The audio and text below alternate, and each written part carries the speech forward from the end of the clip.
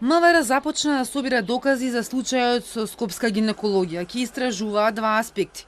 Кој го украл документот од ГАК, во кој родилката негирала дека имала контакт со позитивен на COVID-19, но истрагата е насочена и кон самата родилка, односно кон тоа дали се давале лажни податоци. Потврди за Телма дополнителната заменичка министерка за внатрешни работи Славјанка Петровска. Пред да поднесат евентуално кривични пријави до обвинителството, ќе се сослушаат повеќе сведоци, меѓу кои доктори и медицински персонал. Изјавата на семејството на родилката во голема мера не се совпаѓа со тоа што го кажала кај нас кога била примена, вели директорката на скопска гинекологија Викторија Јовановска. И да не го знаела резултатот, требала да каже дека е сомнителен на корона, но и дека таа имала симптоми една недела и примала терапија. Требала да ги каже симптомите и тогаш ќе одела веднаш во изолација. Тоа што свекорот ајде не знаела дека е позитивен, меѓутоа знаела дека е тестиран. Знаела дека има контакт со некој што се сомнева дека има корона. И секако они дека ќе мораат да кажат нешто за да ја оправдаат постапката кој што не требало да ја направат, кој што секако не е во ред. Пациентката на вистина не смеела тоа да го направи.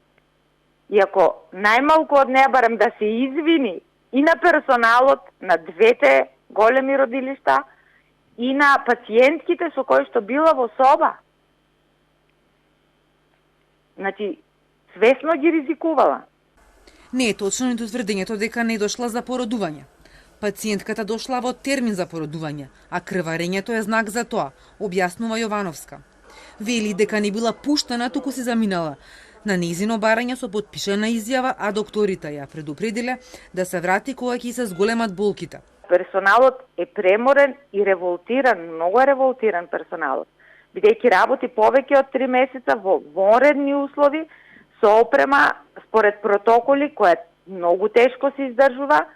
Медицинскиот персонал цел, не само докторите, не се роботи и тие се луѓе со своји проблеми, со своји заболувања и семејни обврски. Докторот од приватната болница, која пораѓал скопјанката со диплома од медицински факултет, е во самоизолација. Во разговор за Телма тој вели дека засега се чувствува добро и се уште е рано да се тестира на COVID-19. Објаснува дека кога дошла кај нив пациентката не кажала дека во фамилијата имала сомнителен на вирусот.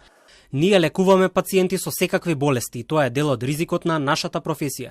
Ние сме доктори и треба да помогнеме секогаш кога треба, но во конкретната ситуација не знаевме со што се соочуваме.